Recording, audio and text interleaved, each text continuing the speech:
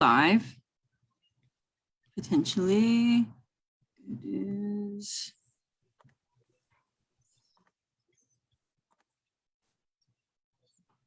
Redirecting the Facebook Live page. Yeah, there's always this like awkward delay between when the video starts going and when we are actually notified. It is.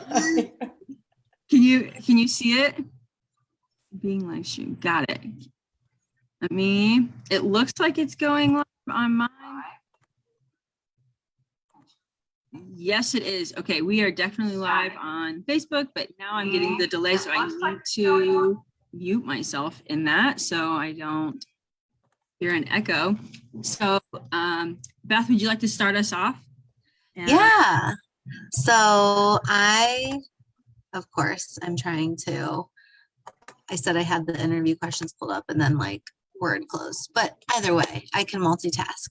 So we're really excited to be going live tonight with obviously National Athletic Training Month happening right now, trying to get some brilliant minds together on a remote platform so we can talk about the ins and outs of maybe not the typical settings athletic trainers work in, but just talk about athletic training as a whole and all the different ways you can be an athletic trainer. So we brainstormed as a board, the Women in AT board, to bring a couple people onto this platform to discuss how they've arrived at their current destination in their career and really unique and interesting ways to do things and be ultra successful at it, and also be breaking through barriers as a female in the profession, being entrepreneurs, working in those settings that people are like, oh, you can be an athletic trainer and do that. Those kind of things, because that's what we want to highlight is advocacy and growth and our community. So we reached out to Alisha to talk about the ins and outs of her career and how she's arrived to her current role as a co-owner of AT Vantage is how you say that, correct? Yeah, okay. That's fine. Yeah. Yeah. Okay. And have her on with us to discuss more than that, like just life and balance and all the things that go into being an athletic trainer and a mom and wearing all different kinds of hats, but really just kind of focus on her career leading up to this point. And there's a lot of really good stuff out there already, kind of on her why and how she arrived here. And so we'll just kind of kick it off. But if you want to give us a little quick intro of yourself, I did a little bit already, but who you are and what is your why that makes you want to be passionate, advocate for athletic training. Yeah, well, thank you guys for having me. I've been following your guys' page since it started, and I love, the kind of out of the box thinking that you guys have. I think it is representative of what a lot of us need. And I've found in my time up to this point that people can't always articulate what that need is, but then when they find it and other people are saying it and it resonates with them, it's like, I've found my people. So really appreciate you guys inviting me on here to do this. And, I love sharing about the work I do, but more importantly, my why. And, a lot of the reason why I accept, invites and stuff like this is because I want other people to have the permission that I was given when I was in a place of, this doesn't look like the way I want to practice, or I'm not seeing a version of what it is that I need or that I want. And so how do I go about finding that, And I had a mentor, Julie Max, who gave me the permission to pursue a version of something that I didn't see demonstrated to me. And I hope to be an example of that for somebody else. It's not just about going into business. It's not about being self-employed. It's really about pursuing what sets your heart on fire and finding a way to remain in this profession that is authentic to you and how you want to practice, and being okay with whatever that looks like, whether it's 1 hour a week, one event per year, just continuing education, like whatever that looks like for you.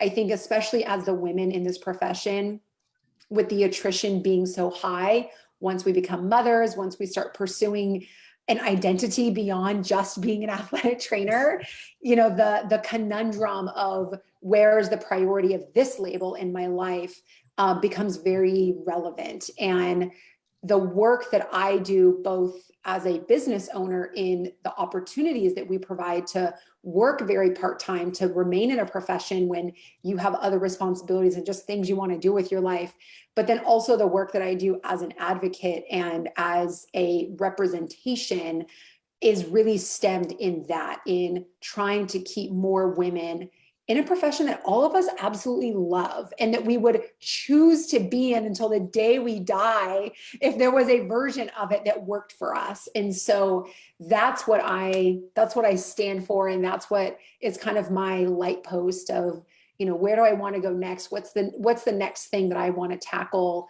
you know, personally or professionally? That's sort of, you know, like I said, my light post of what I go towards. So yeah, I mean, like we're already diving into a lot with just that. And I mean, there's so many things I can unpack there. Like my first thought is like, what if no one gives you permission? And like, so you have to like find it within yourself to be like, I'm doing this for myself and for my future.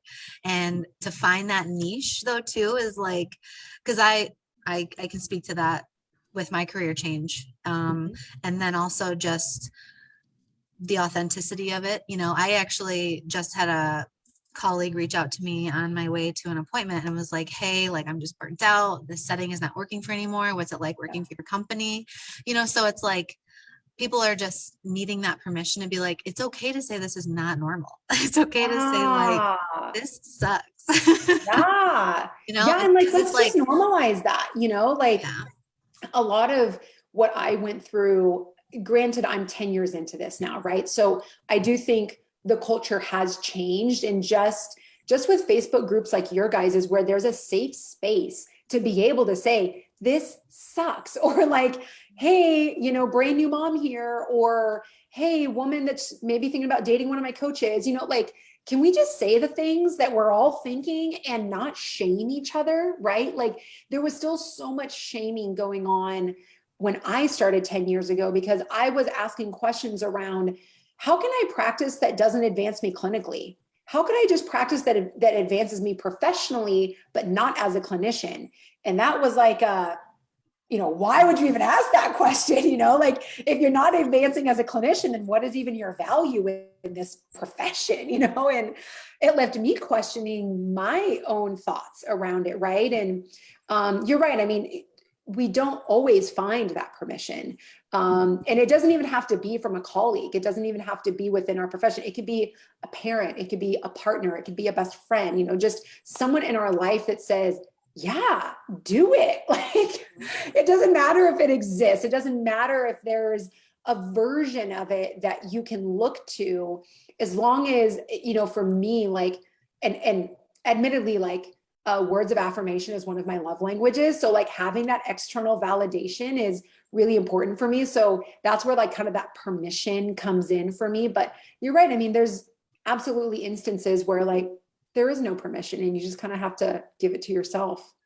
Yeah. And on our page, we've even tried to take it a step further because, you know, it's such a few degrees of separation with like one person posts and I'm like, well, I know who that is. Totally. So we do like an actual safe space post now too. Yes, I've noticed those. Then you can just be as raw as you want to be. Right. And we're hoping it's helping people. But yeah, I mean, that intro is like perfect in everything we stand for. So awesome.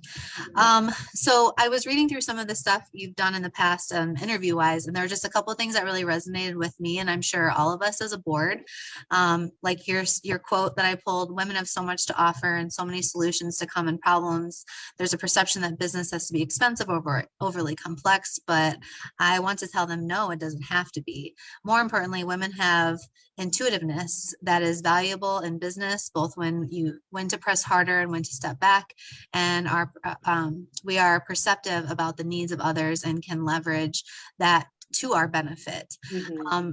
How do you think that quote from, you know, it's been a couple of years now, maybe from that interview, this fits in with the existence of athletic training now? Because like you said, the paradigm is shifting a little bit, mm-hmm. but I guess, you know, what do you want people to take away from that quote, you know, in 5 to 10 years? Because in my mind, I think that quote can apply to world leadership.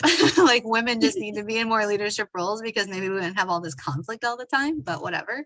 But yeah, how do you think that applies to the future? Yeah, since saying that quote, I've become a mother, and I already felt powerful AF before I ever birthed a child. But as a result of carrying and sustaining life within me and then bringing it into the world, and it's still relying solely on me for its entire livelihood, like, I think that women are like, I mean, no doubt that we're the support, that we are the superior species here. Like, men are just like so, they're just not on our level, Like, I'm trying to be as respectful as possible here, but like, our minds work in a way. So just completely independent of what our bodies are physically capable of doing. Our minds work in a way that we are more emotionally intelligent because we have a level of intuitiveness, right? Like the thing that I alluded to in there, which is we're in touch with the energies of the room. We come out like this, right? I think that just from birth, women are more emotionally intelligent than men are, right? And there is something to be said, to your point, whether it's world leaders or healthcare providers and everything in between, mothers, whatever it is, that emotional intelligence goes so much further than any skill that you can tangibly acquire. It is, those unspoken things that we can pick up on, the tenor of someone's voice and the things, the tension that you can feel between two people where you're thinking, is there something domestically going on here? Is there an abuse here? Is there, like, men, I just have found over time, they're not in tune with that stuff. And as healthcare providers especially, but in any type of leadership position, in honestly, any role that a woman takes on, like, we're just inherently better at it. Like, and Well, there's yeah, a ton of research out there just to say, like, the amount of like happiness scale of your employees when a woman is in leadership, or the amount of lessened attrition when a woman is in leadership, and all of these like very positive things about women in leadership. So I mean, it's not just anecdotal and it's not personal, it's just kind of factual at this point, because they've done research on it. Yeah, I love that you brought that up. I'm gonna have to look that up. Yeah, and so there's the emotional intelligence piece, and then I think that there's like the whole ego part of it. Like, women just don't have the demands for validation that the men do. And that is potentially a gross overstatement, but I think that we find ways to validate ourselves that are independent of the needs of others, with the exception of me just saying that I require words of affirmation. But when you combine just our enhanced emotional intelligence with the fact that we just don't need the stroking that our male counterparts do, I find that so much more gets done, right? Whether that is literally just less combative, less friction, less, workplace drama, but also ways that we can move the needle forward, whether that's in negotiations or in, business tactics or whatever it is. We combine to make an environment around us that's just more conducive to getting stuff done. Like, and I think that our brains, we're more perceptive to what needs to be done also. Like, we're so much more proactive as opposed to our male counterparts that are often reactive. And I know I'm speaking in general terms here, so I hope I'm not offending anybody, but I'm trying to expand contextually on the quote, which is really just that, yeah, I mean, I think women are badass. And I think that we belong in positions that for so long we've never been accepted into, because we're more emotional, we're more emotionally unstable, we're, all of these things that, as you're saying, research proves otherwise. And I think that as we continue to find our own power, as we continue to build the confidence and see in our peers and our colleagues that we can do what they're doing, from a woman to woman perspective, it, you know, rising tide lifts all boats. And I think that that is the case for women. You know, when a woman penetrates an NFL rank, it opens up a spot for a woman at the amateur rank, right? And that's the ways that we support each other. Yeah, no, I really like that quote. I'm gonna have to write that down. Say that again about the Rising tide raises all Yeah. boats. Yep. Yeah, I love that. Yeah. Well, Yeah. and I mean, that kind of slides right into the next thing I have here about you can do hard things, because that you said in the same article, like that's your mantra. And I swear that's what I said to myself during the labor and delivery, like you can do hard things, you can do hard things, but like that applies all the time. And those hard things sometimes are the permission to ask for a raise, the permission to ask for time off, the permission, like we're going back to that kind of, because it's like taboo, but F taboo, like that's just kind of like my attitude on it. But I know everyone, some like the old school athletic trainer, or like the person that was like don't ask questions, just put your head down and work. I mean, there's a time and a place for that kind of like work ethic.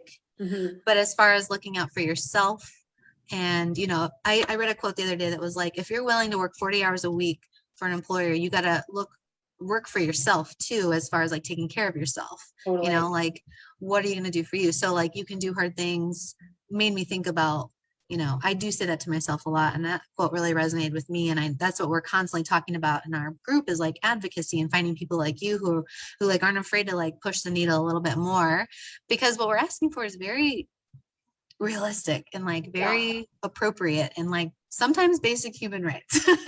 Yeah, no, for sure. And, you know, I literally have a "we can do hard things" sign that I have up, because I have to be reminded of it all the time, right? Like, just because someone is good at it doesn't mean that they're comfortable with it.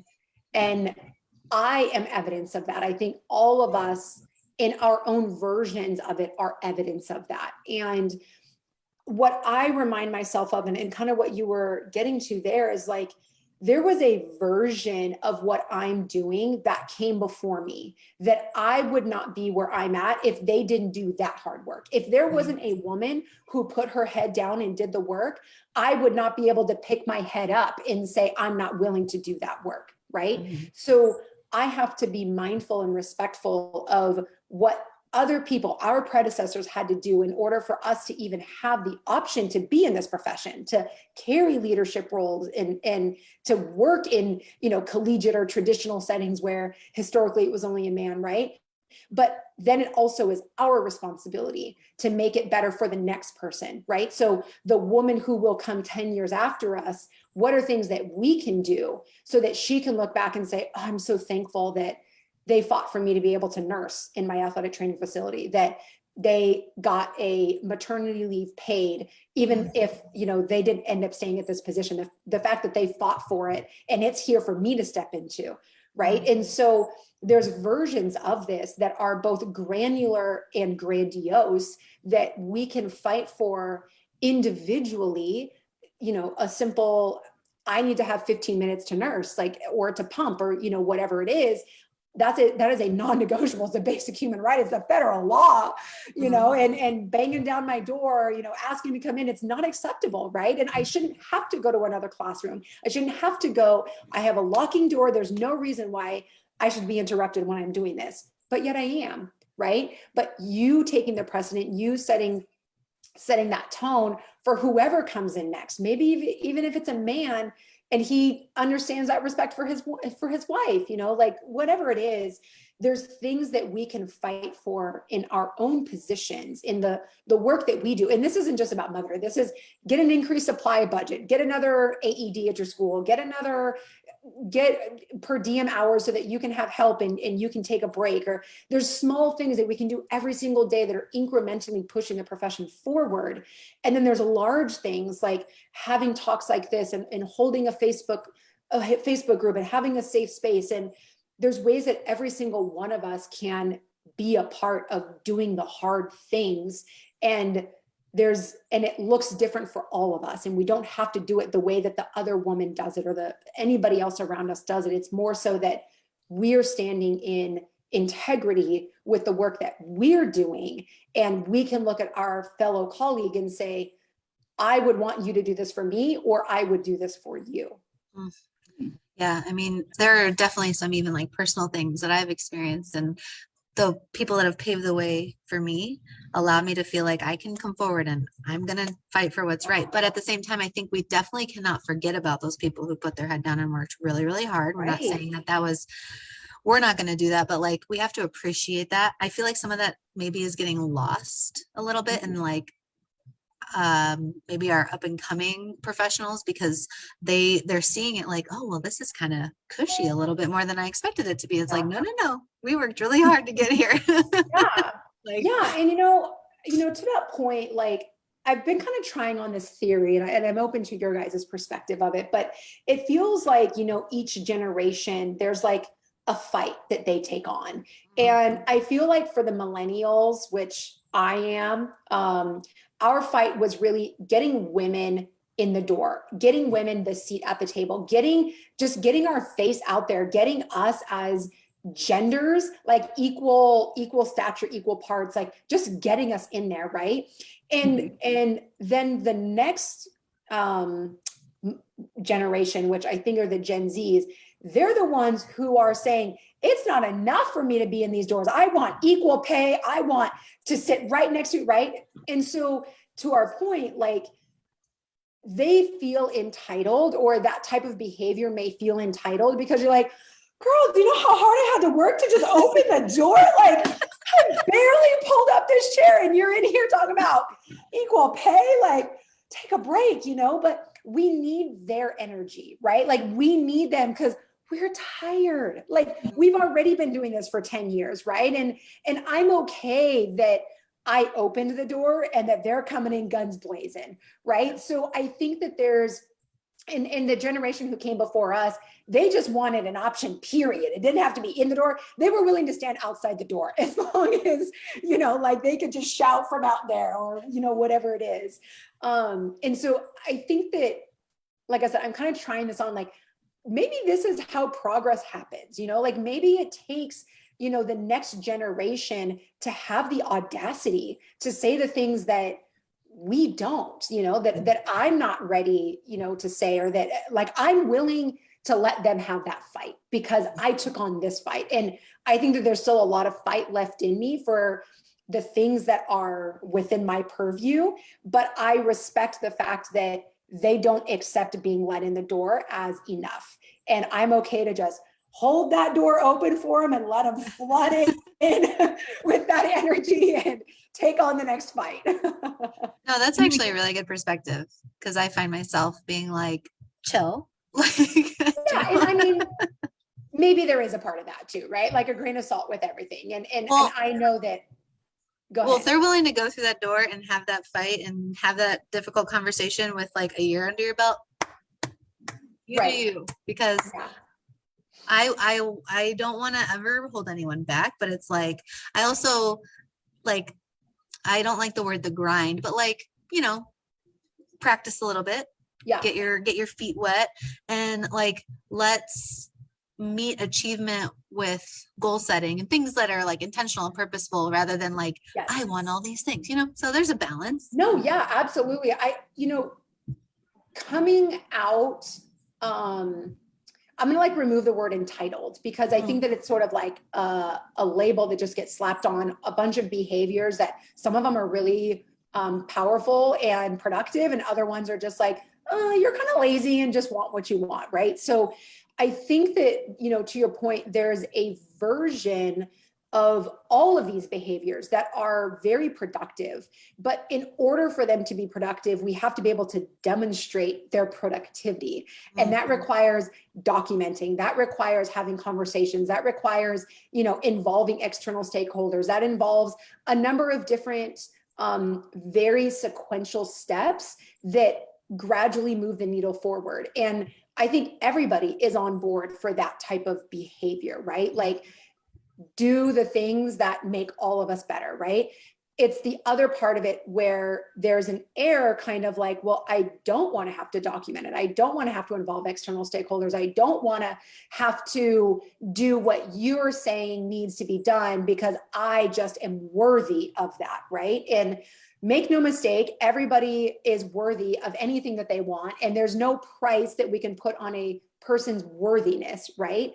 And so when they're coming out, asking for a dollar amount or requesting certain work hours or whatever it is, like, go on ahead, like, do you, but realize that everybody who came before you isn't used to that, right? So you may shoot yourself in the foot, or you may be asking too much too soon, or you may be perceived as a certain way, but that's their experience to figure out and learn, on their own.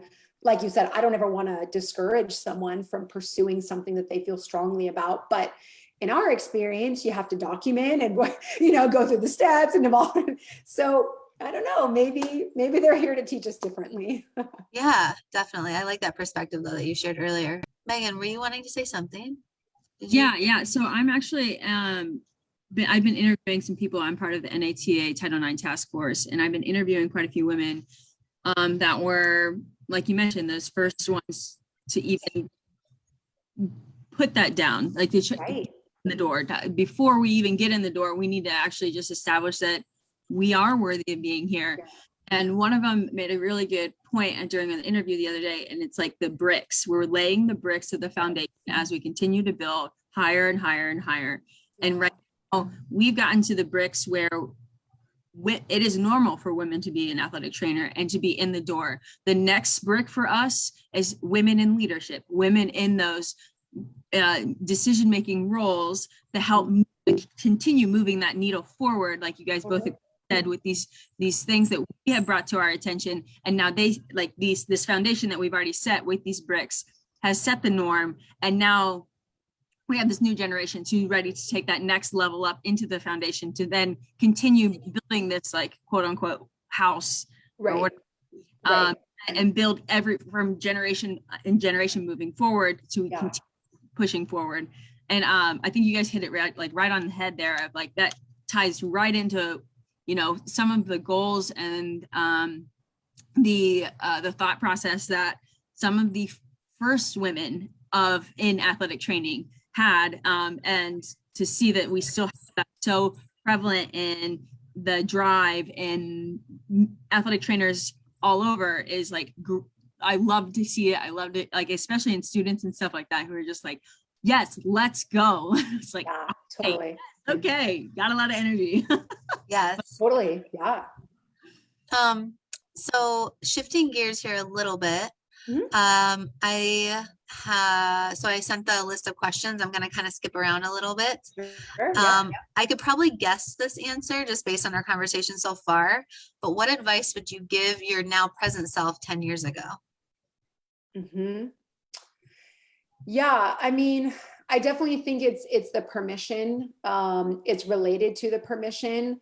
I struggled a lot with not practicing the way that I was taught to practice, I guess. I mean, our education programs, at least when I was in them, I won't speak for present day, but like, they were widget factories, right? And they were pumping out widgets. And I came off the line as a defected widget. And I think in many ways, like, I was kind of made to feel that way. Like, I didn't think the way other people thought. I didn't want to pursue the things that other people wanted to pursue. And I kind of felt like a black sheep. I felt like, I was going to say I was made to feel like, but I want to take responsibility for, my own feelings in this. So I was made to feel like / I felt like I wasn't a proud representation of those programs, or they weren't going to be proud of me because of the decisions I made. And as like a young professional, like, there's nothing more hurtful than to feel that way, to feel like those programs that you come from, that like, they wouldn't put your name in the hat if something came across, or like, they're not, the most eager to invite you back to an alumni thing. And I'm speaking more about my undergrad here than my grad experience for anybody who knows the universities that I went to. But I think that permission, it has taken me so far. And I probably realized this 2 or 3 years ago, realizing that when Julie Max at that time said, pursue what you want, like, who cares what people say, what people think? Like, if you end up being successful, you're gonna shut them up anyways, right? And even if you're not successful, who cares? You did what you wanted to do, right? And I never realized how impactful and meaningful that was to me in the moment. It was, 8 years later when I'm reflecting back on it, being asked a question like this, and I was like, wow, that really went a long ways for me. So I think, just not judging myself, not questioning myself, not giving so much weight to what other people's opinions are, and valuing my own gut and my own instincts and heart more so than the external pressures or societal expectations of what we're supposed to do. And I just kind of like with that is, you have made such an impact, I think, on the profession overall, on like what you can do. Mm-hmm.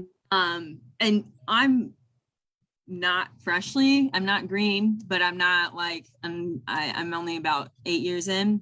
Uh-huh. And I don't know, either way, but you were the first person I saw as using athletic training in the business type of setting, really, and female too. Yeah. I mean, like even just like on small things like that, like, we haven't had correspondence before, but like I started getting my MBA at my last institution for that reason, knowing that like this is going to come in handy. Totally. With two things together, and hoping creating like that ripple effect. I mean, it's there, it's out there, and it's creating a huge ripples from near and far, that you may not be aware of, but like this is like something that not the traditional, not the norm, stepping outside the bounds. Like I think that's starting, hopefully it's opening the minds of other athletic trainers that like you are not confined to what a traditional athletic trainer may be. Right. You can do so many things with that. Yeah. And Yeah. don't limit yourself to that box. I really appreciate you saying that. And it's part of why, and honestly, like the essence behind the campaign that we've now run several National Athletic Training Months in a row through My Business Advantage.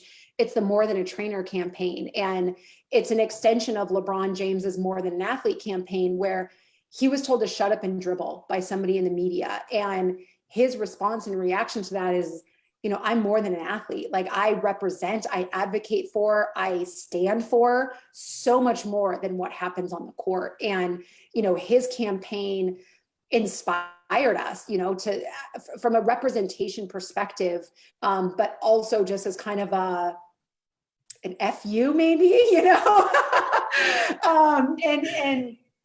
and we purposely use the word trainer in that because we want to take back the power of that, right? Like, I don't want to continue to be at the mercy of, don't call me trainer, like I'm more than a trainer. All right. Like I am a mother, I am a wife, I am a woman, I'm a business owner. Like, call me what you want. It does not limit who I am, what I am capable of.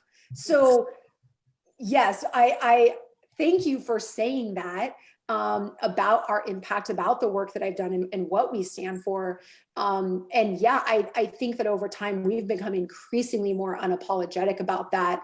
And I hope that more people can feel that, right? This kind of goes back to what I was saying, like they see the confidence I have and they're like, if I can just take a grain of that, and then naturally they feel like they have the permission, they have the ability, they have the confidence to pursue what it is that they want, simply because I'm out here saying these things over here, right? So you have a very captive audience among roughly 9,000 followers in our group. If you could impart your wisdom or life pearls, lessons, what message do you want your followers to hear, know, or our followers to hear, know, and understand, or maybe even, they follow us and they probably follow you too. Mm-hmm. What I'm hearing throughout this whole conversation is, if you haven't gotten permission yet, you have it now, Yeah, totally. So here it is. But, what would you want to impart on our 9,000 followers should they all watch this? Yeah, I mean, I definitely think it's related to, like, we're not limited to what we see in front of us, right? And they're like, this is going to sound cliche, but like, you truly can be anything that you want to be. And I don't know that that was said to me growing up. It's not that it wasn't said, but I don't think I felt that when I was growing up. And to have accomplished what I've done in my career, I truly feel that. I know it inherently, that like, if you set your mind to something, you are capable of it. And I struggled with imposter syndrome in the beginning, and sometimes it still flares up in moments, but I was very much in my own way of telling myself like, I am not worthy of this, or I don't belong, or, what are these people, school district members, or, people who I was basically putting up on a pedestal saying, they know more than I do. They're not going to value me. I'm just some 24-year-old girl trying to do business, all of these things. That was my own brain doing that. Nobody ever said those words to me. Nobody ever made me feel like I didn't belong in that boardroom trying to convince them to get athletic training positions at their schools. Like, no one ever said, get out of here, girl. You don't know what, insert really specific business language here means. Like, that was my own brain, right? And so if we, like, the internet can teach us anything, right? And so if we can apply ourselves, if we are willing to learn and do the work, then truly anything is possible. And what I tell people is, no matter what you want to do with your life, any version of your career, any version of living, of family, of relationship, whatever it is, it's going to be hard, right? There's no easy out here, right? So as I'm saying these things, if you're like, I don't want to teach myself all that stuff, or how would I learn all those things, or where do I even start? Like, I promise you, it's hard no matter what. You want to get an NFL internship? It's hard. You want to start a family? It's hard. You want to just work at a high school for the rest of your life? It's hard, right? There is hard in every version of this. And so if you're letting it being hard, or it taking a lot of work, or you not knowing how to do it to stop you from pursuing what you feel like you are meant to do, then you're doing all of us a disservice, because we need you in this profession. We need women to stay. And the only way that we're going to stay is if we're doing our heart's work. And the only way that we're going to do our heart's work is to wipe away all that nonsense of it's hard, of we can't do it, of our brains telling us that we're not worthy, that we're not good enough. We have to be willing to try to pursue the thing that we want for ourselves, because if we don't, then we're going to continue to have this same attrition problem year over year, decade after decade. And women like us are going to be continuing to sit and have these same conversations and hope that the 9,000 members are willing to listen and take this. And if we don't, then what is all of this for? Exactly. I mean, I think that ties in really nicely to the next question that I had there is like, how can any and all women in athletic training advocate to help improve sustainability and quality of life? Because, we hear about work-life balance. I don't even think that, like, I don't use that in my everyday, because that's like not a thing. Yeah. And then like work-life integration was the new quote or term, but like, it's really quality of life. Like, how can you sustain this level? And like, I always think of buckets, like which bucket's gonna get full today? Am I gonna be like 100% on mom when I get home at 6 p.m. or am I gonna be a little tired? It's just I can't give it all to everybody all the time. Yeah. But how can we, to your earlier statement, like, even though it's gonna be hard, persevere, steadfast, there is gonna be light at the end of this tunnel. Like, what can we do so we don't keep having these same conversations? I don't know if any of us have the answer, but there's another quote that I like, and I'm going to botch it because it's not top of mind, but it's when you're tired, rest, don't quit. Right. And so there are ebbs and flows, right? When you've had a really hard day, when you're having a really hard season, when you're dealing with a really difficult patient, you're not going to be able to show up in other places in your life, and vice versa. When you're going through something difficult in your personal life, you're not going to be able to show up in your professional space in the same way. And that's okay. this expectation of we are all things at all times, it needs to be quit. Like we need to normalize this conversation around, yeah, we're freaking superheroes as women and as mothers and all of these things, but we don't always have to have our cape on. Like there is a Clark Kent and there is a Superman, right? We need to be Clark Kent sometimes. And I think, for, going to answer your question specifically, I think the thing that every single woman can do to advance this is just to think about what would make my situation better and fight for that. There is a lot of rhetoric and encouragement in our profession. And I don't blame our profession, because I think that this is sort of, I don't know, I guess how advocacy works or whatever, but that like we have to do these huge monumental state practice acts and licensure and hit the hills and like all of these things in order for advocacy to be achieved. And that's not true. Like in order for advocacy to be achieved, you need to better your position microscopically every single day, every single month, every single semester, every single season, whatever it is. If there's one thing that you can do to make it more efficient, to make it, make more sense, more sustainable, right? Like sustainability is the pursuit for everybody. That's what we coach in business. That's what everybody is seeking. I want a sustainable version of every bucket of my life, right? I want a sustainable family presence. I want a sustainable living situation. I want a sustainable profession, right? And that changes. Sustainability looks different when we're at different phases of our life. When I was 20 years old, sustainability looked very different than now I am staring down 35, right? I don't have the energy like I used to. There's certain things that I can't bring myself to do anymore. Like share a hotel room with 4 other girls at convention. Like I need my bed. I need my, like my sustainability looks different now. Yes. Right. And so finding what that is for you in your current position and trusting that that is enough, right? You don't have to take on the burden of the world. You don't have to, fight for state practice acts and change the licensure. And, you don't have to do that. You don't have to redefine athlete in your state practice act in order for you to have advocated effectively, right? And I think honestly, even just showing up to conversations like these, participating in continuing learning, holding space for the next woman, right?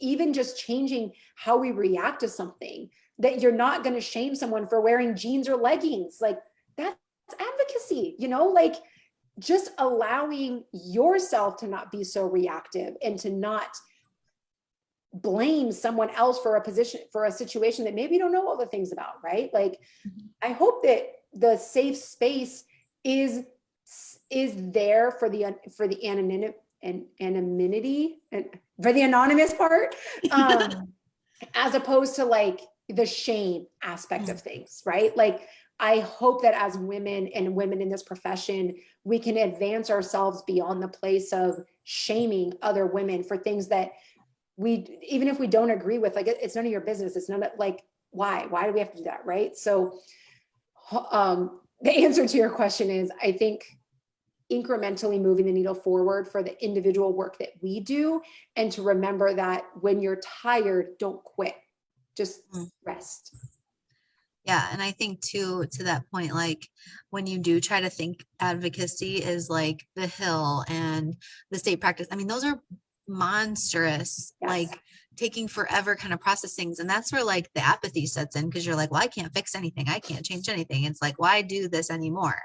Right. So it's like incremental, small, and you don't even realize where that small can snowball into. And that's the point of it, right? Like if you think about like a tornado or like a hurricane, like it is strongest at the eye, right? And it's also totally calm right there. When you're out there in those tailwinds, you're just at effect, it's just ripping through whatever it is. And to me, that is kind of like the advocacy funnel, if you will. Like when you're starting, like start really small, right down here. And it's powerful. Like there's no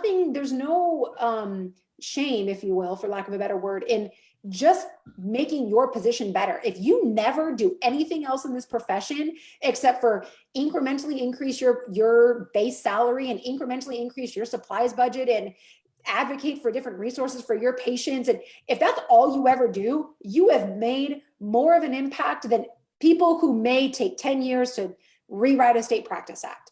Because the next person who comes into that, it's so much further along. Going back to the, you know, the beginning of our conversation of like, all of those women who put their head down and did that work, it may not have felt glamorous. It may not have felt like something that they were really changing the world in, but we wouldn't be where we're at if they hadn't done that work. And it's the same for each of our individual positions.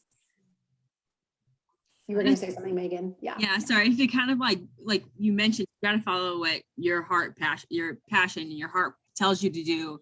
And by doing that, you keep that flame lit in you and it let it inspire, which then, because your flame is so bright, and it kind of goes along with that, you know, the brighter your flame, the more you can shine to others and share with others. And so, and that's probably, that I probably butchered that quote as well, but in that, like, by doing these things, instead of, you know, staying in the box or doing what you know, think is right, even if you do have that imposter syndrome, keep pushing forward, because like, it's that passion that you have, that you kind of mentioned before, that is going to, you know, inspire that next generation, those students, those people who see you, whether it's in class or in clinicals or on social media or conference or wherever, who's like, oh, like, she followed whatever she did, I want to do the same. You know what I mean? That just kind of creates that door, that opportunity, that can be our norm, and this is good. Like, I'm okay following my path of whatever that is, because we've had so many, you know, like you mentioned, I primarily solved the traditional setting, and I did not know of all of these, you know, awesome, they call them emerging settings, but they're not emerging in many They've settings. emerged. Yeah, they've emerged. They're here. People are working. Like, I can't remember the exact term that NATA uses right now, but like, it's COPA, so the Committee on Practice Advancement now, and they're all, so practice advancement is today's term. But like that, it bridges outside of that at times, and to follow your passions and that heart, because that's what's gonna help push that to the next generation to keep doing the same thing. And I think that, like, keeping your flame alive, like you mentioned, is what's gonna make more of a change than anything else, instead of trying to hit the check boxes of state practice acts or whatever, these monsters that we talk. Totally. Yeah. Kind of along that same lines then, just two more questions. What do you then do to take care of yourself as a sustainable person, mom, careerist, you know, wife, all the things? Like, what do you do to make sure you're taking care of you? Yeah, I mean, honestly, the word boundaries has been present for me for as many years as it's been in the zeitgeist. And I love my work. Like, I could do this every single day, all day. I don't exhaust of it.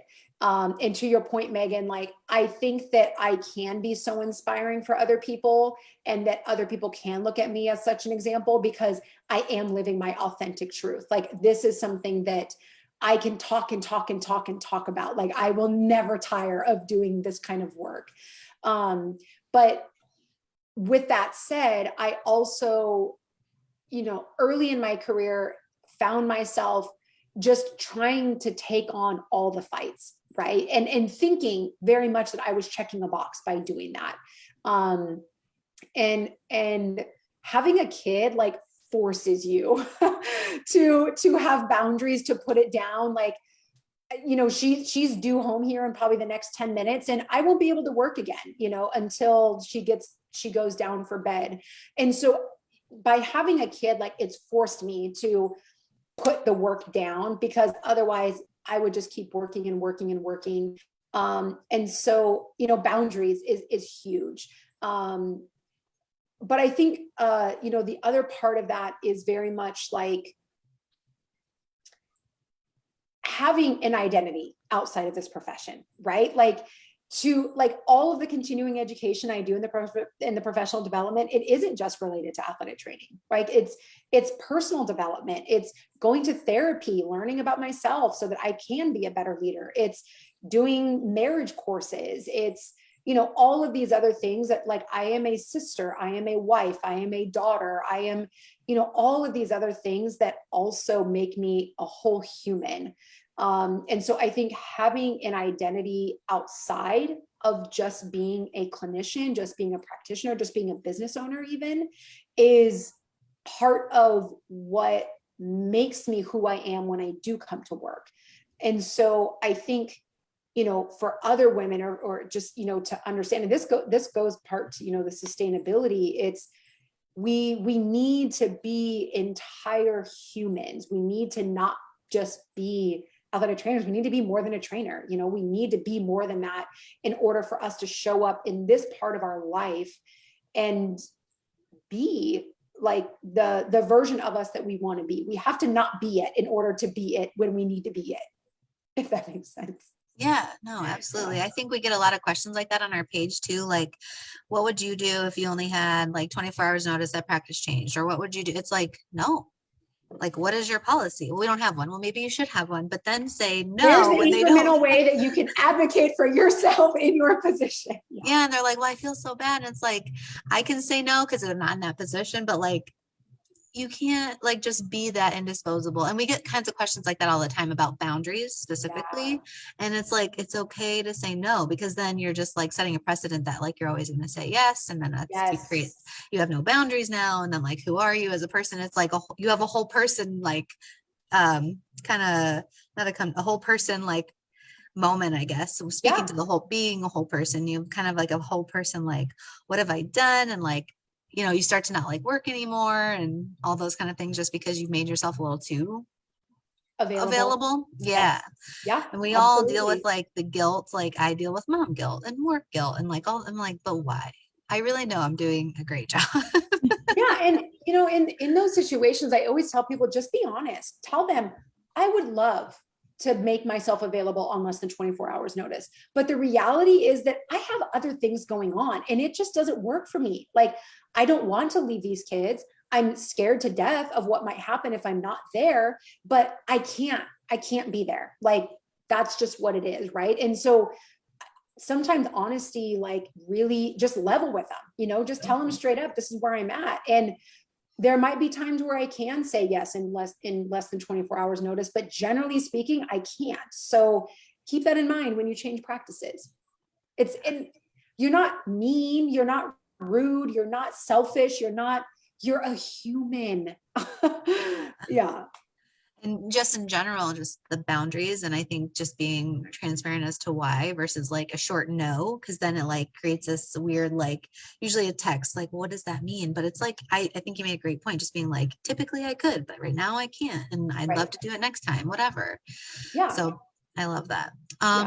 The last thing that we were thinking about asking is just anything else you want to share with the group, or like any other like thoughts, feelings, just like if there's any like final message you could give our group, what would you want to share?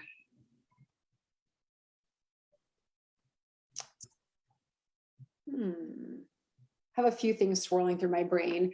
You know, I think that I said, you know, from an essence of the message, you know, what I want people to know.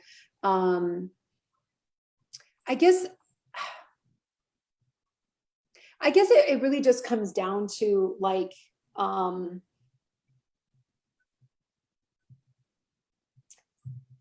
just going to say, because I don't know if it comes down to like how we treat each other, right? And like how we show up for each other and how we show up as individuals. And this is basically everything I've been saying, but it's I guess said and repackaged in a different way, but like who we are as people and what our individual needs are valuable.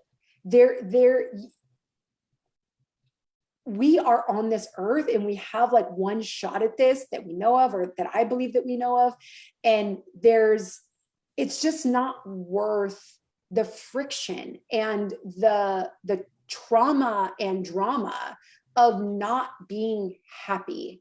And I know that that might feel easy to say, but I say that with the tone of like, I've done a lot of hard work. Like I've fought my inner self on this, and I'm in a place where I can say it's worth it. You know, like I've swam the water. I'm on the paradise island, and I'm yelling back, trying to throw, you know, a life vest and say, make the swim. It looks far away. It's not as far as it looks. And you're going to gain a lot of strength getting there. And when you get to this island, you're never going to look back. You're not going to think, oh, I wasted all that time swimming, and for what? You know, like I really feel like our profession needs more encouragement to go after the things that feel unpopular, that, you know, like with the safe space that you're saying, like to just say the things that are on our minds, because, you know, like they say in the class, like ask your question, other people are probably thinking about it, right? Like if we as a profession can ask for other people to show up in their vulnerable moments, we need to be able to show up in our vulnerable moments, and we need to hold space for each other to be able to do that. And we build trust by being vulnerable. Everybody wants to be trusted, but you're not demonstrating a level of vulnerability that says, hey, if you're vulnerable with me, then I have that same capacity to do that with you. And I think that we've come a long way, and the version of how far we've come is powerful. And I think it is an example of what can be done. But I also think that as the women here, we need to hold more space for each other. We need to create greater opportunity to be the authentic version of ourselves that we want to be, and not feel embarrassed or ashamed of presenting in that way. And the only reason we feel that is because that space isn't being held for each other. And I think you make a great point where you said you can say that now because you've done the work, and it's not necessarily the professional work, but the personal work.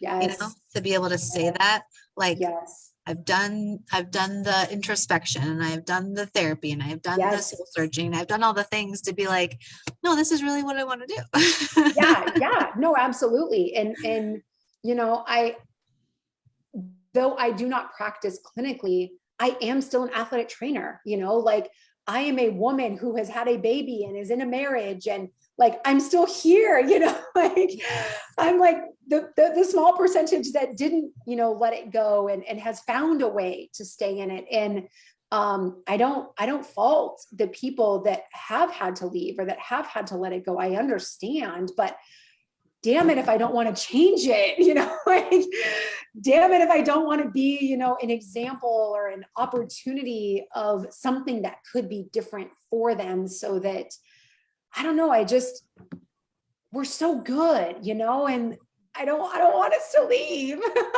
Yeah, I mean, I definitely understand needing to pivot because of you want to, not because you have to, not because Absolutely. like you had to stay home because, That's well, what you were I should say, like, expected to do. you had to do something and you have regrets about not Right. staying with it or whatever it may be. Like, you did the soul searching, you did all the things to come to that conclusion, like, no, this is truly like, I do want to pivot versus like I have to. And it's having the really taboo conversations like our board has all the time of like, it doesn't have to be, but you know, we, you know, have to do something so that the ones coming behind us or the ones after us like realize, no, it's okay to have these tough conversations that don't really need to be tough, but they are. So yeah, and I think the more that we normalize it, right, like the more that we can have conversations like this on a live and in an open space, it promotes an environment, and it kind of plants seeds for other women to do this with each other, you know, on a smaller scale, or even within your community. But yeah, I mean, we can do hard things, and part of those hard things is difficult conversations. And, you know, they don't have to be difficult in the way that they don't have to be difficult in the sense of like hurting someone's feelings, or difficult in the sense of fear around backlash. They just have to be difficult of, this is in my chest and on my heart, and I need to be able to say it so that I don't have to live with the weight of it that it's holding within me right now. That's what I mean when I say create space. Those feelings that are living in our chest, that are burning inside of us, that we need to be able to say, that's the space that we just want to hold for other people to say, this is burning inside me and I need to be able to say it out loud, right? Yeah, I love that. And I think it's a great way to kind of let it sit in people's minds, like those that watch this, and to like reflect back. And, you know, for those of you that are reflectionists or journal or whatever, like hopefully they can, you know, I know they'll take something away, because honestly, we've been talking for an hour and I feel like we could keep talking, you know. Totally. Yeah. It's just like what I'm passionate about. But then my mom brain is like, no, you have to go home and do bedtime. Like, and I want to do both things, you know. Yes. I do have a little one coming home too, so I don't want to take Yes. away from that time. But it's so appreciative of your time and finding time to sit and talk with us. And gosh, I just hope everybody that scrolls past our feed like sees this and just watches even the first 10 minutes, because we just Right. like got right into it, you know. Like, Right. I followed like half the script, but that's why it's a semi-scripted interview. Totally. But this was amazing, and just Yeah. thank you so much. We, like Megan shared, we want to definitely send you something just to, you know, wear, advertise some like women in A-Team merch, like Totally. all that boss vibes, I guess. Yeah. So Absolutely. just really appreciative of your time. Megan, is there anything you want to say? No, other than, I mean, like I said, you've made ripples in the profession, and I, you know, keep doing it, because you, like you said, you're having those tough conversations that a lot of people won't. And like the board, I mean, one of our board members just said, I want to be Alisha Pennington when I grow up. So I mean, like, yeah, you're influencing people, and we hope to, like, through our group, we're influencing others to kind of, you know, follow their passions in that sense. And we just thank you enough for, you know, being that light for others and taking the time out of your day. Like, you're busy, like, again, we have all these hats, and to talk with all of us and to share that light with so many members, and young and old, and those trying to figure out what that next step is. Yes. Yeah. Like, I can definitely probably speak for all of us, and like, we are so proud of you. Oh, thank Yes. you. Yes. Honestly, like, this kind of stuff, it lights me up. I mean, I was gonna comment and say that, like, you guys, you didn't bring me basic questions, you know, and a lot of these interviews I do, and it's just like, it's obvious you guys are doing the work. Like, you're trying to really bring out what your community needs. And it's not just, here's Alisha Pennington and, you know, like the song and dance, right? Like, you're asking hard questions. And like, it was obvious in the notes that you sent to me that you guys were introspective about this. You guys were very intentional about, what does our community need, and what does she distinctly bring to our community that we can reveal to them.